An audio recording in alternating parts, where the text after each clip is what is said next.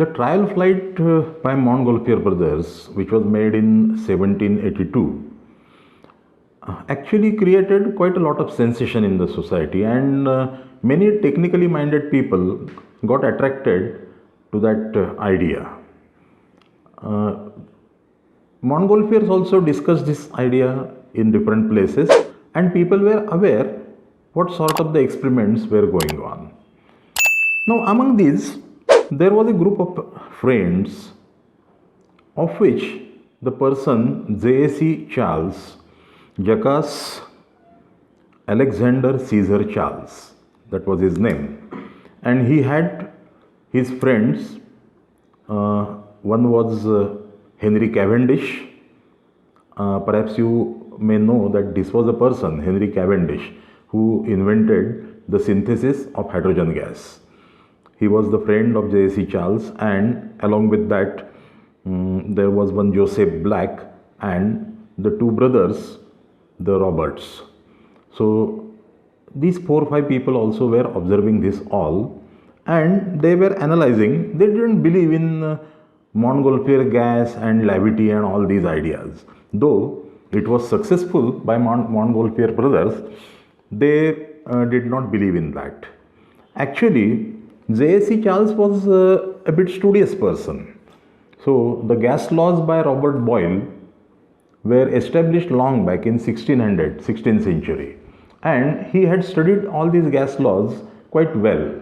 So he immediately realized what must have been the logic in the flying of the Montgolfier balloons, that it was nothing but the hot air. And also he could see that why these balloons ascend high up in the air and very quickly come down. The reason was that when the air is getting heated, it expands and the balloon becomes quite tight, increasing its volume. So as a result of that, it has got a good buoyancy in the air and it ascends up in the air very fast. But as soon as it goes higher up in the air inside cools down. So the balloon starts deflating actually, because it is an open system. It's not the closed air, it is open on the lower side. And later on, what is left is only the parachute effect. Because the balloon is a big one, it works like a parachute and very fast it descends down. Actually, this fault of the balloons could not be repaired until up to the latest centuries. Nowadays, when the ballooning is done in the hot air, it is even done today in this 21st, 22nd century. It is still being done. But at that time, nowadays, we have a propane gas cylinder being carried up and the propane gas burners are there. Propane is a very high calorific value gas and it gives the intense heat. So you can keep on heating the air inside the balloon so that the balloon can remain inflated tight all the time. But this technology was not available. What they were burning was the wood and all the other things. So it was impossible to carry that type of the thing up in the air to keep the air heating up. So those balloons were sort of the open system and they were coming down all the time. J.A.C. Charles, right from the beginning, was thinking of a gas that can be really lighter than air. And Henry Cavendish had proved that hydrogen gas is lighter than air. So if you trap the hydrogen gas, then it can easily ascend up in the air. He also had demonstrated that if you synthesize the hydrogen gas and release it in the soap solution, then the soap bubbles get formed and those bubbles fly up and up in the air. So that type of the experiment was made successful, and that is why they were sure that the hydrogen gas is the only solution for the closed system. The meaning is that there should not be any need of heating and reheating. Once the gas is filled up inside the balloon, then it should have a fixed amount of lifting capacity, and whatever may be the weather conditions or temperature conditions, more or less that capacity should remain the same. So that was the idea of J.A.C. Charles, and they were experimenting in that direction. While the Montgolfier brothers were busy in making a very large balloon, here the Charles and his friends also were working hard on trapping the hydrogen into something. Now, something because the rubber balloons were not available at that time. Because the hydrogen is the first element in our periodic table. It is a very tiny molecule or atom, and it can pass through any fabric or anything. So, how will you trap it? Can you wave some fabric which will trap the hydrogen also? Then it was not possible. Then the Robert brothers came in to help because they knew something about the chemistry, and then they dissolved the rubber in turpentine. So the rubber was almost liquid and slimy, and then they designed a process of coating that onto the fabric, and then that fabric became airproof. That means the hydrogen gas also could be trapped into it, and with those type of the balloons they made some initial trials which were encouraging. So all these people working in Unism, they decided to make the hydrogen balloon that will be the first trial balloon to see how much of the weight it lifts, at what volume that much of the weight can be lifted and all. Now the problem was how to create the hydrogen gas in high volume, because if you have to fill up a balloon, then it's not the laboratory experiment with the beakers and funnels and the bent tubes and something like that. So the glassware is of no use. The large amount of the hydrogen was to be produced, and on one side, while this J.S.C. Charles and Robert brothers were busy making the nice and round hydrogen balloon, Henry Cavendish was working on how the hydrogen can be made in the large quantity. So finally, on 27th of August 1783, this became possible, and for that the material was made ready. 35 cubic meters of the volume was available, and this 35 cubic meters of the volume was to be filled up with hydrogen, quite a large volume that way. The weight was just about 9 kilograms because the fabric was coated with the rubber and it was completely empty inside, so the weight was not much. So that much of the hydrogen should provide good amount of the lift. But how to make that much amount of the hydrogen? And you will be surprised, Cavendish prepared a contraption in which 500 kilograms of scrap iron was kept, and then about 250 kilograms of sulfuric acid was poured on that. And then a high pressure hydrogen gas came out which was quite hot, and that gas was filled up in that balloon. And as a result of that, the balloon inflated, the lower end was sealed, and in that balloon the first trial flight was made.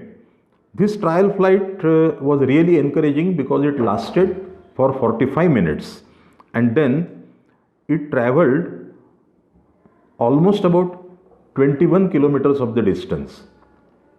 It traveled for 45 minutes and covered the distance of 21 kilometers, landing in a village called as Gonesi.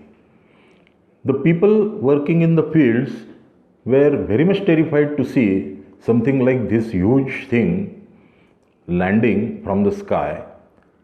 After some time, they assembled around and they deflated the balloon and again completely broke it. So at that time, the people were rather not knowing of such scientific experiments, and as a result of that, such type of the things were happening. It happened the same with Montgolfier brothers also. Here also it happened more or less the same thing. Now it was a time to think about the manned flight in the hydrogen balloon. Again the Robert brothers set to make the fabric. Then Henry Cavendish by this time refined his process for getting the hydrogen filled up in the balloon, and also he could perhaps find out exactly by that time that how much of the material will be required to produce the hydrogen. So the team started working. J.C. Charles was working on the balloon structure, and then he decided that it should be covered by some sort of the net, so that the large size of the hydrogen balloon should not deform in flight. You can imagine that when the size of the balloon goes on becoming larger and larger, by its self weight, it may not remain always stable like a round object. It can be oblong, it can become oblong, and deformation of the shape is likely. So J.C. Charles decided that it should be covered with some sort of the net. So he was working on those lines, and as a result of that, the whole team started working. On the 1st December 1783, it was quite overcast, sun was not visible at all, and they decided to make the flight. J.C. Charles himself and one of the Robert brothers decided to ride in the basket underneath, and hydrogen was filled up. Now this time it was really filled up with good amount of pressure. Cavendish had perfected that contraption quite well, and the balloon also was fitted with a gas valve, that in case something happens they should be able to deflate the balloon also.